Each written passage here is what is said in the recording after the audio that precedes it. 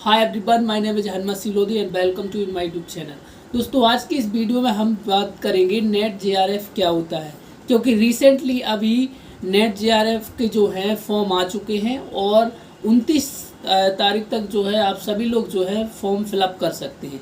तो ऐसे स्टूडेंट जिन्होंने अपना लॉ कर लिया है, उसके बाद उन्होंने एलएलएम में एडमिशन ले लिया है, तो जैसे ही वो एलएलएम में एडमिशन लेते हैं फर्स्ट ईयर में ही वो नेट जेआरएफ का एग्ज़ाम दे सकते हैं। नेट एग्ज़ाम जिसका फुल फॉर्म होता है नेशनल एलिजिबिलिटी टेस्ट। इसका मतलब ये होता है कि जैसे ही आप नेट क्वालिफाई कर लेते हैं तो देश की किसी भी कॉलेज, यूनिवर्सिटी, एनएलयू में आप जो है पढ़ाने के लिए जो है एलिजिबल हो जाते हैं। मीन्स आप लॉ को जो है टीच कर सकते हैं। तो नेट जो है लगभग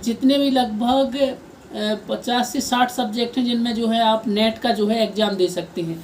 उसी में एक हमारा सब्जेक्ट है लॉ का।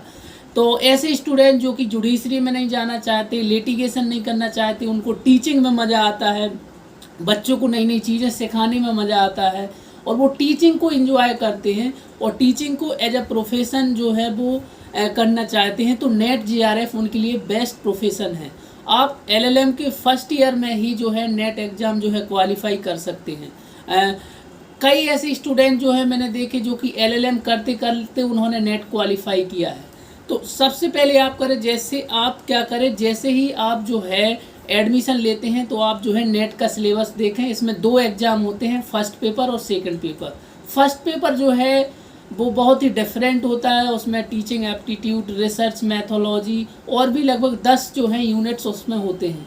उसके बाद सेकंड जो हमारा पेपर है वो होता है लॉ का, तो जिसमें constitutional law, administrative law, international law, jurisprudence, IPC, उसके साथ साथ आईपीआर भी आता है, टॉर्ट्स भी है। तो इस प्रकार जो है 18 से 19 सब्जेक्ट्स हैं जो कि नेट में आते हैं। तो आप जो है नेट की तैयारी कर सकते हैं। और नेट से ऊपर होता है जेआरएफ, जिसे हम बोलते हैं जूनियर रिसर्च फेलोशिप।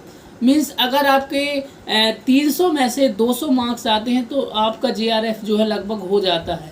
तो जब आप कभी पीएचडी में एडमिशन लेते हैं तो पीएचडी के दौरान आपको 30 से 35 हज़ार रुपये पर मंथ जो है स्कॉलरशिप के रूप में मिलती है अगर आपका जेआरएफ क्वालिफाई हो जाता है।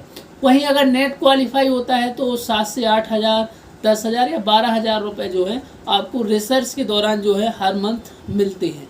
तो इस प्रकार जो है आप अपना करियर जो है लॉ प्रोफेसर में बना सकते हैं, आप टीच कर सकते हैं, आप पढ़ा सकते हैं। बस उसके लिए जो है आपको नेट एग्ज़ाम जो है क्वालिफाई करना बहुत ज़रूरी है।